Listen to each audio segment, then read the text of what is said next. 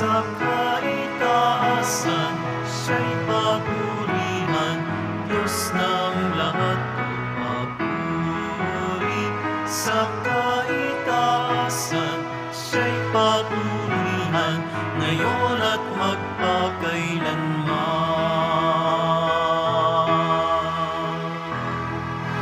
Sa ngalan ng Ama at ng Anak at ng Espiritu Santo. Amen. Ang pagpapala ng ating Panginoon sa Kristo, ang pag-ibig ng Diyos Ama, at ang pakikipagkaisa ng Espiritu Santo naway suma inyong lahat. At sumaiyo rin. Malugod po natin ipinagdiriwang ang kapistahan ng pagbabagong buhay ni Apostol San Pablo.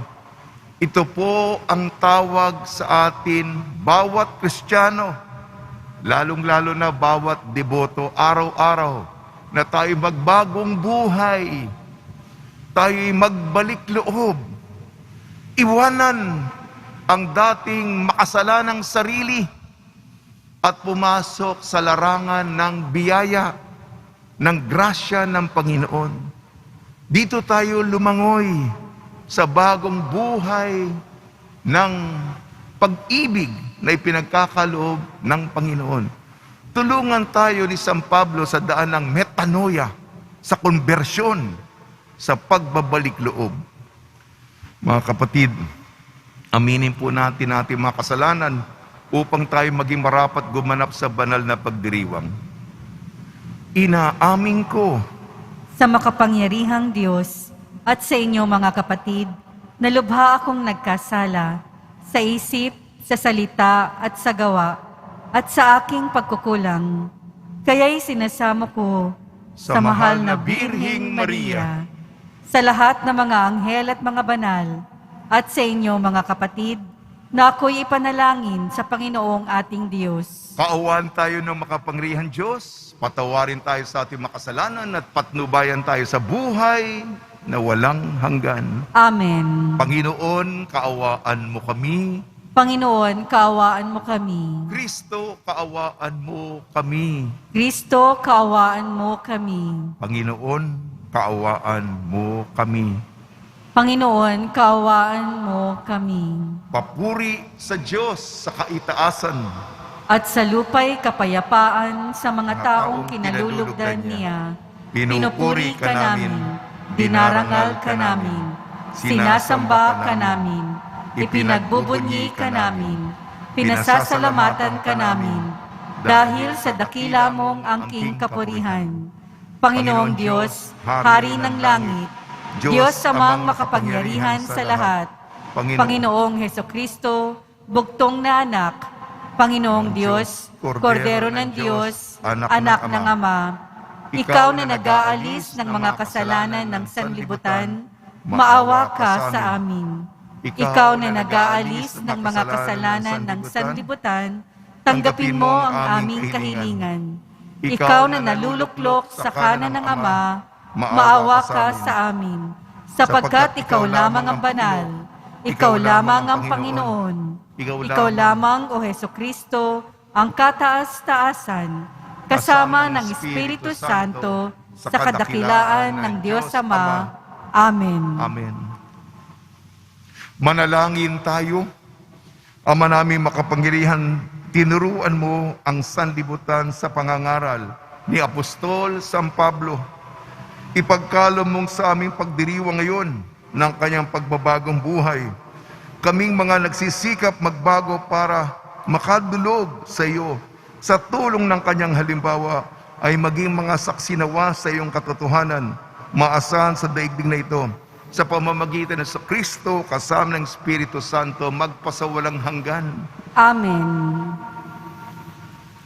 Pagbasa mula sa mga gawa ng mga apostol.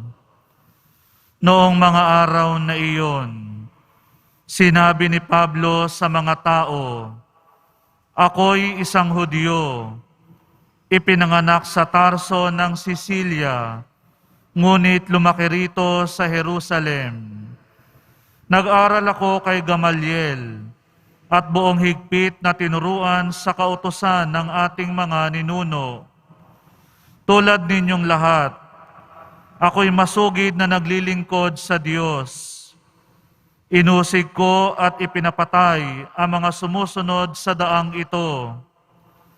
Ipinagapos ko at ipinabilanggo sila, lalaki't babae. Makapagpapatotoo tungkol dito ang pinakapunong saserdote at ang buong kapulungan ng matatanda. Binigyan pa nila ako ng mga sulat para sa mga Hudyo sa Damasco at pumunta ako roon upang dakpin ang mga tagasunod doon at dalhin dito sa Jerusalem upang parusahan. Magtatanghaling tapat noon at malapit na ako sa Damasco. Biglang kumislap sa aking paligid ang isang matinding liwanag mula sa langit. Nasubasob ako sa lupa at narinig ko ang isang tinig na nagsabi sa akin, "Saulo, Saulo, bakit mo ako pinag-uusig?" Ako'y sumagot, "Sino po kayo, Panginoon?" "Ako'y si Jesus na taga Nazaret na iyong pinag-uusig," tugon niya. Nakita ng mga kasama ko ang liwanag, ngunit hindi nila narinig ang tinig na nagsalita sa akin. At akin ding itinanong, "Ano po ang gagawin ko, Panginoon?" Ang tugon sa akin, "Tumindig ka at pumunta sa Damasco. Sasabihin sa iyo roon ang lahat ng dapat mong gawin." Nabulag ako dahil sa kaningningan ng liwanag na iyon. Kaya't ako'y inakay na lamang ng mga kasama ko papasok sa Damasco. May isang lalaki sa Damasco na ang pangalay Ananias. Siya'y taong may takot sa Diyos, tumutupad sa kautusan, at iginagalang ng mga Hudyong naninirahan doon. Pinuntahan niya ako, tumayo sa tabi ko at sinabi sa akin, "Kapatid na Saulo, makakakita ka na." Noon din na nauli ang aking paningin at nakita ko siya. Sinabi pa niya, "Hinirang ka ng Diyos na ating mga ninuno upang mabatid mo ang kanyang kalooban, makita ang kanyang banal na lingkod at marinig ang kanyang tinig. Sapagkat ikaw ay magiging saksi niya upang patotohanan sa lahat ng tao ang iyong nakita at narinig. At ngayon, huwag ka nang mag-atubili. Tumindig ka, tumawag ka sa kanyang pangalan at magpabinyag, at magiging malinis ka sa iyong mga kasalanan." Ang salita ng Diyos. Salamat sa Diyos. Humayot dalhin sa tanan, mabuting balitang aral. Humayot dalhin sa tanan, mabuting balitang aral. Purihin ang poon, dapat na purihin ng lahat ng bansa. Siya ay purihin ng lahat ng tao sa balat ng lupa. Humayot dalhin sa tanan, mabuting balitang aral. Pagkat ang pag-ibig na ukol sa ati dakila at wagas, at ang katapatan niya'y walang wakas. Humayot dalhin sa tanan, mabuting balitang aral.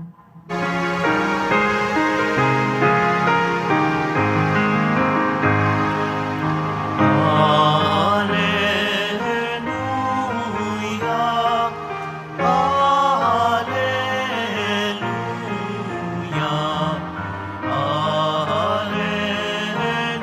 Alleluia, Alleluia. Hinirang tayo ni Kristo upang mamungang totoo bilang mabubuting tao.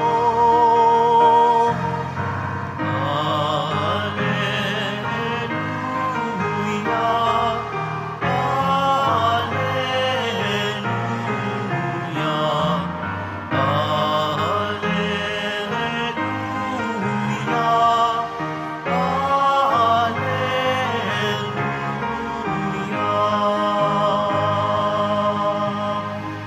Sumainyo ang Panginoon. At sumaiyo rin. Ang mabuting balita ng Panginoon ayon kay San Marcos. Papuri sa iyo, Panginoon. Noong panahong yun, napakita si Jesus sa 11 at sinabi sa kanila, "Humayo kayo sa buong sanlibutan at ipangaral ninyo ang sa lahat ang mabuting balita. Ang sumampalataya at magpabinyag ay maliligtas, ngunit ang hindi sumampalataya ay parurusahan. Ang mga sumasampalataya ay magtataglay ng ganitong tanda ng kapangyarihan. Sa pangalan ko'y magpapalaya sila ng mga demonyo at magsasalita ng ibang wika. Sila'y hindi maano, dumampot man ng ahas o uminom ng lason, at gagaling ang mga may sakit na mapatungan ng kanilang mga kamay." Ang mabuting balita ng Panginoon. Pinupuri ka namin, Panginoong Hesukristo.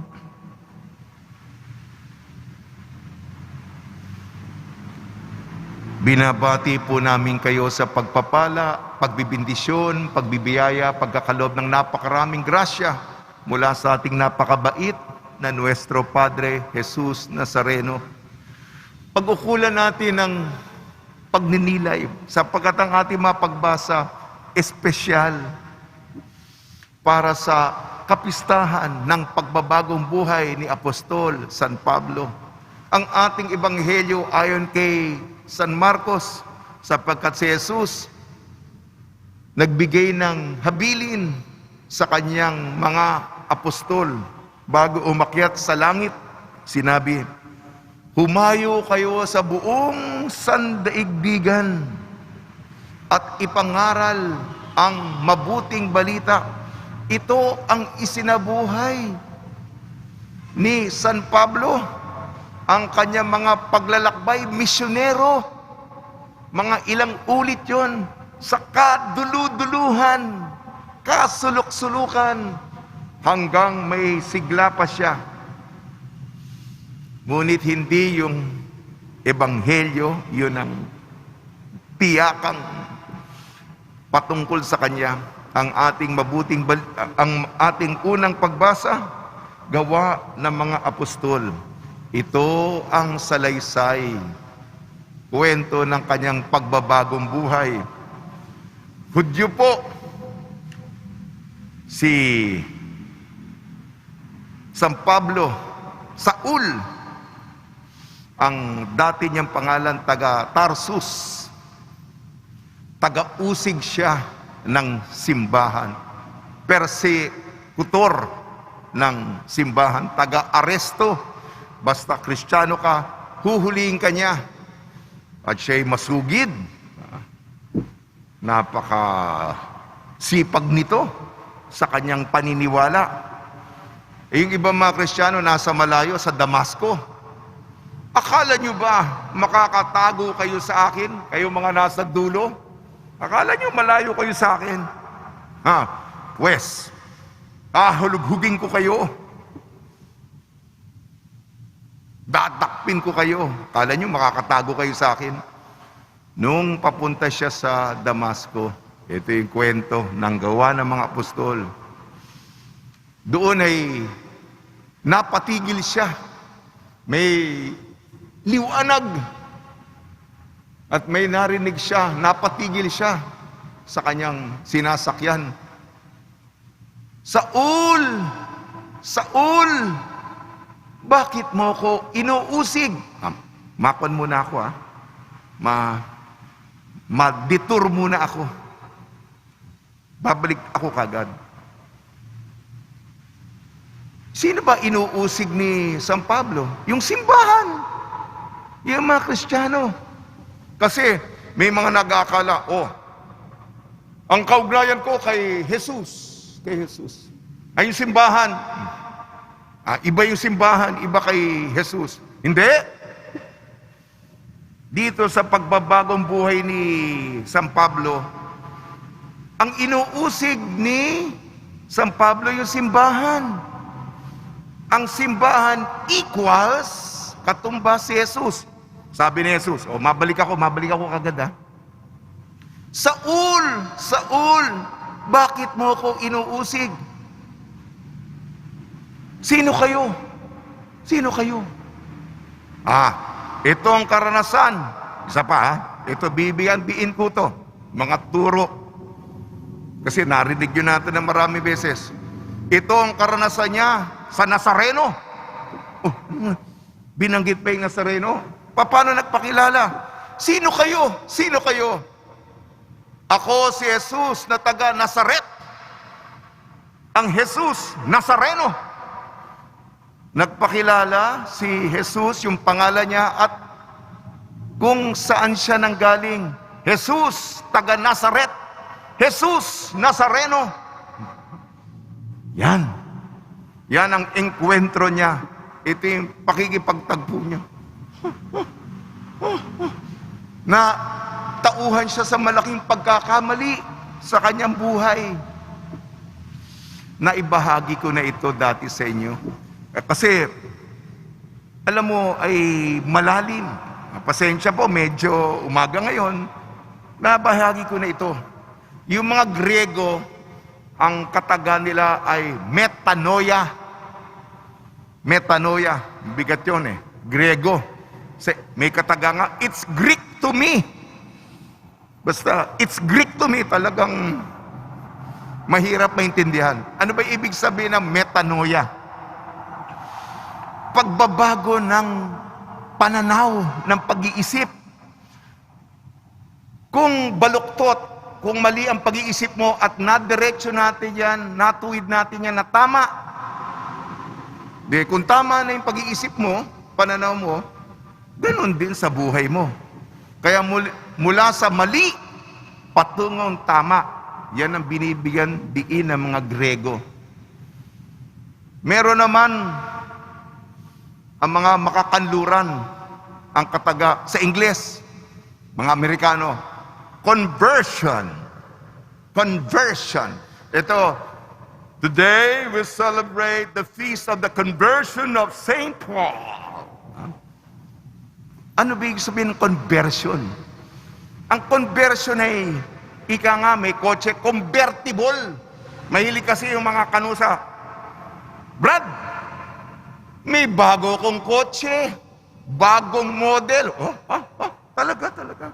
Inggit ka naman. Kasi binibigyang halaga dito, yung mga Grego, mula mali patungong tama, yung mga Amerikano, mas practical. Mula luma, nagiging bago. Bago yan Kaya nga kailangan panibaguhin natin, sariwain natin, di ba? May bago kang damit. Galing mo Maria. Bago yan Tayo naman nainggit ka naman, bago. Magbagong, kaya nga yung pa natin magbagong buhay. Pero tayo mga Pilipino, may malalim tayong kataga. Mga Grego, metanoia. Mula mali patungong tama. Yung mga Amerikano, conversion. Mula luma patungong bago. Bago Tayo mga Pilipino, pagbabalik loob. Bigat nun Nawala tayo. At ngayon, nakita tayo. Naligaw tayo. Ngunit ngayon, nasumpungan tayo. Di ba maganda yon? Ganyan naman tayo mga Pilipino. Naliligaw ng landas. Nawawala. Napapadpad sa mundong malayo sa Panginoon. At ngayon, hinanap ka sa wakas.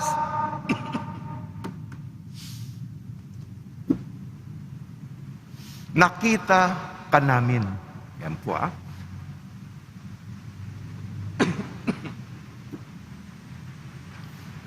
Metanoia, konbersyon, pagbabalik loob. Patuloy po tayo magnilay. Si San Pablo po, kasi dati yung mundo niya, sistematiko. Kanyan, ito yung batas, susundin ko.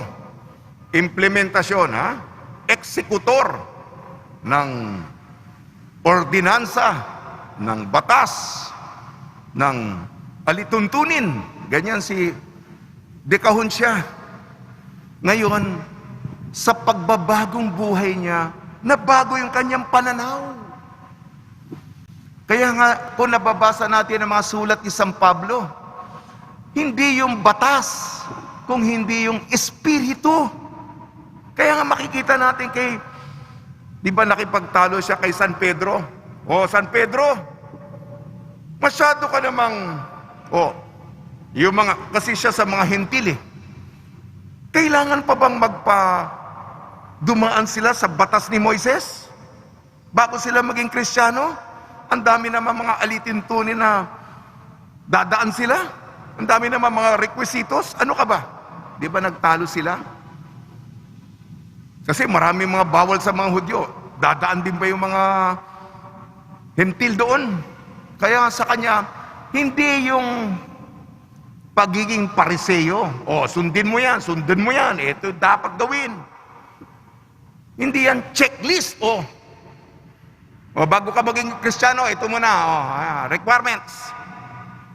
Ito, pananampalataya, pagmamahal, pakikipag-ugnayan. Yung relasyon sa Panginoon, yan ang binibigyan daan ni San Pablo, malinaw ba? Ang ibig sabihin ng pagbabagong buhay, hindi lang yan. Hindi istrikto, kung hindi gusto niyang maunawaan kasi binubuksan niya At itong ibig sabihin ng pagbabagong buhay. Ano ibig sabihin? Di nagbago na ako. Praise the Lord. Sisimba na ako. Hindi. Kasi ang laki, makikita na ito sa mga sulat niya. Nung natanto niya na nagkamali siya, ang laki pala. Isang malaking pagkakamali. Kaya kung gaano kapursigido siya nung dati niyang buhay, ang laki ng utang niya Diba? Ang laki ng utang niya. Buong lakas, buong sigla, yung apostolikong pagpupunyagi, kasipagan. Kaya nga, tuloy pa tayo. Sugod mga kapatid, sulong tayo. Nasa likod no na, naku, diba, natauhan ka ba? Naku, ang laki ng babayaran ko. Kaya nga, ang laki din ng ginawa niya. Hindi po ba? Yung mga, sa Biblia nga, sino mga nagmahal ng todo-todo? Di ba yung mga malalaking makasalanan? Di ba? Ang ibig sabihin ng pagbabalik loob Kaya nga, buong pagmamahal, buong pakikipagkaibigan, buong buhay, itinaya, inilaan. Bakit? Hindi naman ito kompetensya, hindi naman ito karera, hindi naman ito unahan, hindi naman ito takbuhan. Hindi yun ang pananaw ni San Pablo. Sapagkat kailangan kung ano yung dati kong buhay na mali, kailangan kong iwasto yun, ituwid yun. Okay, napahaba na para sa ating paglinilay. Yan ang tawag sa atin, mga kapatid. Sa panahon ng pandemya, marami tayong panahon. Ano ba ang buhay ko? Tinuwid ko na ba yung mga mali sa ating buhay? Sige po. Sa tulong ni Maria, ni San Jose, ni San Pablo, nawa po, ang buhay natin ay buhay ng metanoia, konbersyon, pagbabalik loob, pagbabagong buhay, alang-alang kay Jesus na taga Nazaret. Si Jesus Nazareno.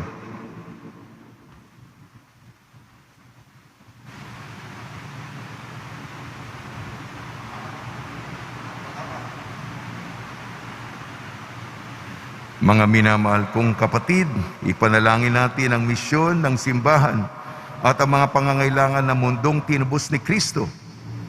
Maging mapagpala ka nawa sa iyong bayan, Panginoon. Maging mapagpala ka nawa sa iyong bayan, Panginoon. Ang Santo Papa, mga obispo at mga pari, naway maging masigasig sa pangangaral ng pagsisisi sa kasalanan at pagbabalik loob. Manalangin tayo. Maging mapagpala ka nawa sa iyong bayan, Panginoon. Ang mga misyonero naway magkaroon ng tapang na ipahayag ang Ebanghelyo, maging sa mahihirap na pagkakataon at mapanganib na lugar. Manalangin tayo. Maging mapagpala ka nawa sa iyong bayan, Panginoon. Ang mga nag-aalinlangan at nasisiraan ng loob, naway matuklasan ang walang hanggang katotohanan na walang iba kundi si Kristo. Manalangin tayo. Maging mapagpala ka nawa sa iyong bayan, Panginoon. Ang mga matatanda, nangungulila at may sakit, naway makatanggap sa kanilang paghihirap ng ginhawang dulot ng pag-ibig ng Diyos. Manalangin tayo. Maging mapagpala ka nawa sa iyong bayan, Panginoon. Ama ng aming manunubos, habang inuusal namin ang aming mga panalangin sa pamamagitan ni San Pablo, palalimin mo ang biyaya ng pagbabalik loob sa aming buhay. Hinili namin sa pamamagitan ni Kristo ang aming Panginoon. Amen.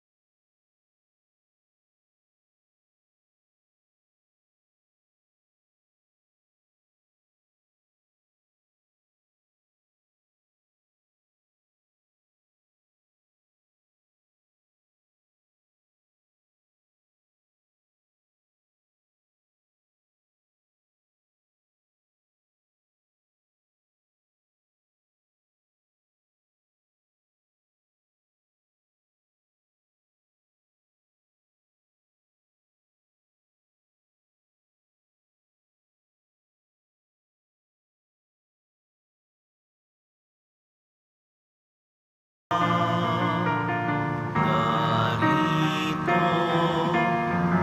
O Ama, alak at tinapay, bunga ng lupa at ng aming paggawa. Manalangin kayo mga kapatid upang ang ating paghahain ay kalugdan ng Diyos amang makapangyarihan. Tanggapin nawa ng Panginoon itong paghahain sa iyong mga kamay, sa kapurihan niya at karangalan, sa ating kapakinabangan at sa buong sambayanan niyang banal. Ama namin lumikha, sa pagganap namin sa pagdiriwang, kami naway lubusang maliwanagan ng Espiritu ng ilaw ng pananampalataya na siyang suminag kay Apostol San Pablo para mailagganap ang iyong kaningningan sa pamamagitan ni Kristo kasama ng Espiritu Santo magpasawalang hanggan. Amen. Sumainyo ang Panginoon. At sumaiyo rin. Itaas sa Diyos ang inyong puso at diwa. Itinaas na namin sa Panginoon. Pasalamatan natin ang Panginoong ating Diyos. Marapat na siya ay pasalamatan. Ama namin makapangyarihan, tunay nga marapat na ikaw ay aming pasalamatan. Ikaw ang pastol na laging pumapatnubay sa mga kabilang sa nililingap mong kawan. Itong ginanap sa pananagutan ng gili mong anak at pastol ng tanan. Ang mga apostol ay kanyang mga katuwang sa pagiging pastol na patnubay ng sambayanan. Kaya kaisa na mga anghel nagsisiawit ng papuri sa iyo nang walang humpay sa kalangitan, kami nagbubunyi sa iyong kadakilaan. Santo, Santo, Santo, Panginoong Diyos ng mga hukbo, napupuno ang langit at lupa ng kadakilaan mo, o sana sa kaitaasan. Pinagpala ang naparirito sa ngalan ng Panginoon, o sana sa kaitaasan. Ama naming banal, ikaw ang bukal ng tanang kabanalan. Kaya sa pamamagitan ng Espiritu, gawin mong banal ang mga kaloob na ito, upang para sa amin maging katawan at dugo ng aming Panginoong Jesucristo. Bago niya pinagtiis ang kusang loob na maging handog, hinawakan niya ang tinapay. Pinasalamatan kanya, pinaghati-hati niya yon. Inabot sa kanya malagad at sinabi, tanggapin ninyong lahat ito at kanin. Itong aking katawan, nihahandog para sa inyo.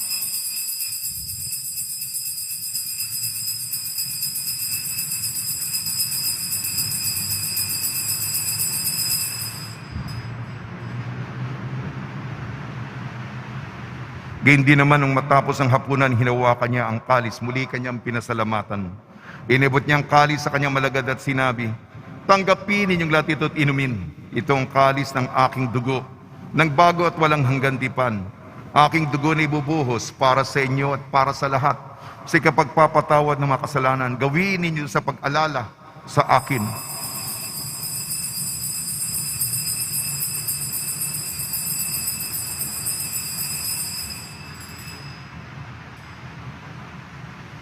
Ipagbunyi natin ang misteryo ng pananampalataya. Si Kristo'y namatay, si Kristo'y nabuhay, si Kristo'y babalik sa wakas ng panahon. Ama, ginagawa namin ngayon ang pag-alala sa pagkamatay at muling pagkabuhay ng iyong anak. Kaya't inialay namin sa iyong tinapay na nagbibigay buhay at ang kalis na nagkakaloob ng kaligtasan. Kami nagpapasalamat dahil kami minarapat na tumayo sa harap mo para maglingkod sa iyo. Isinasamo namin kami magsasalo-salo sa katawan at dugo ni Kristo ay mabuklod sa pagkakaisa sa pamamagitan ng Espiritu Santo.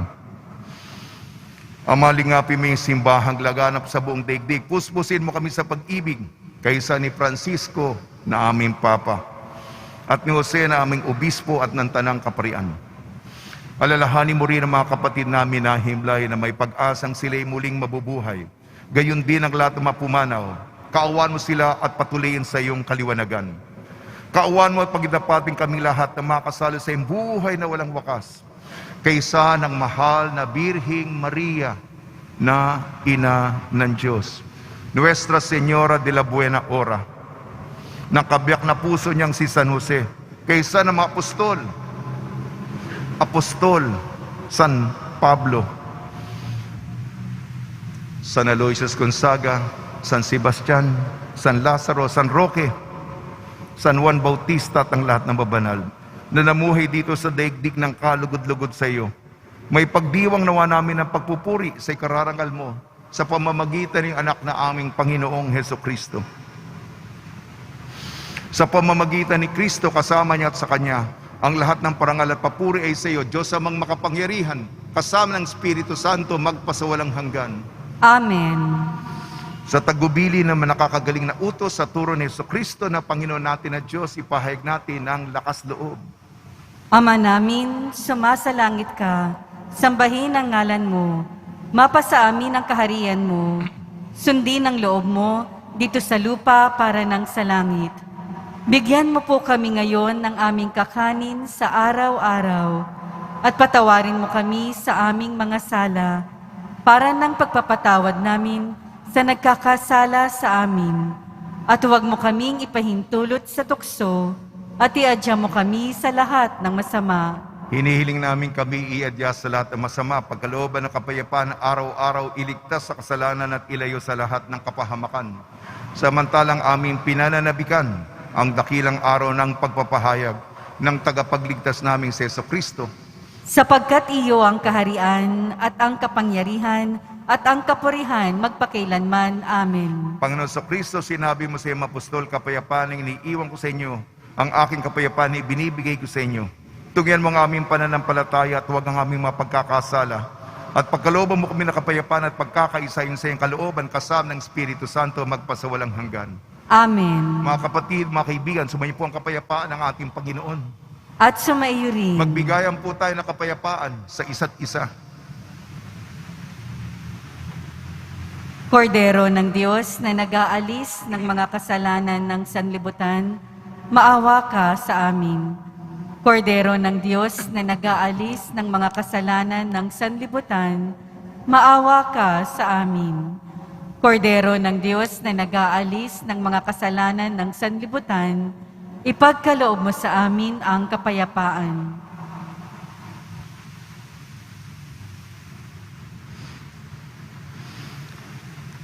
Ito ang kordero ng Diyos, ito nag-aalis ng kasalanan ng sanlibutan. Mapalad ang mga inayayahan sa kanyang piging. Panginoon, hindi ako karapat-dapat na magpatuloy sa iyo, ngunit sa isang salita mo lamang ay gagaling na ako.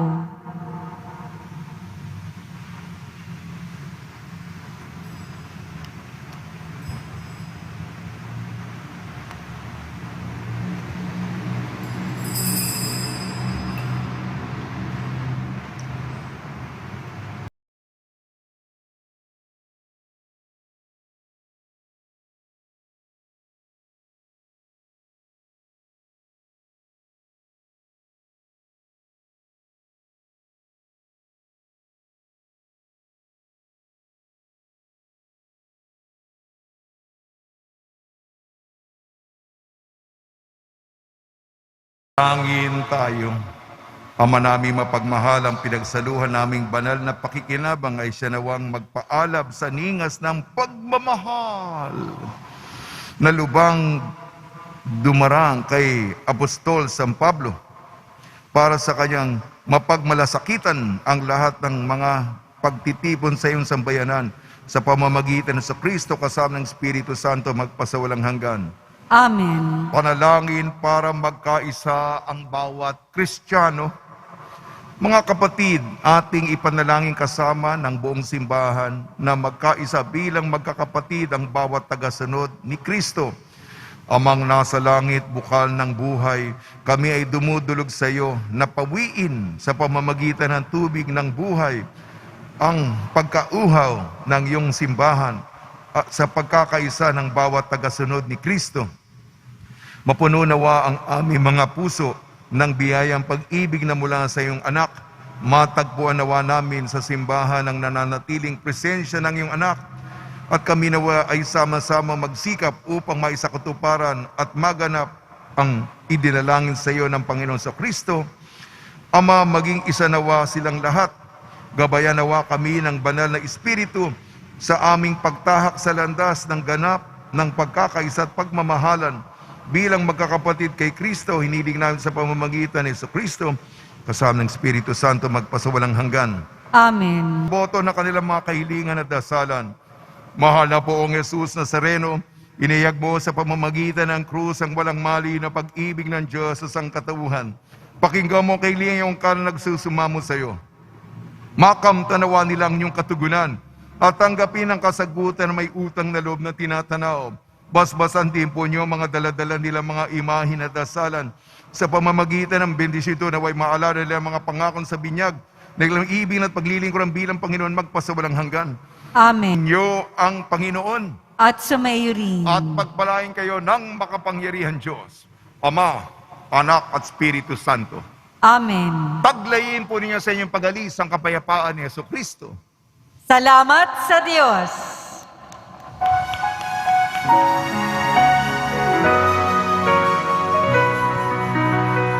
Nuestro Padre Jesús Nazareno, sinasamba ka namin,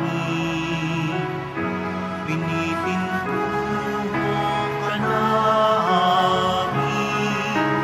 mahal mo ang aming buhay at kaligtasan.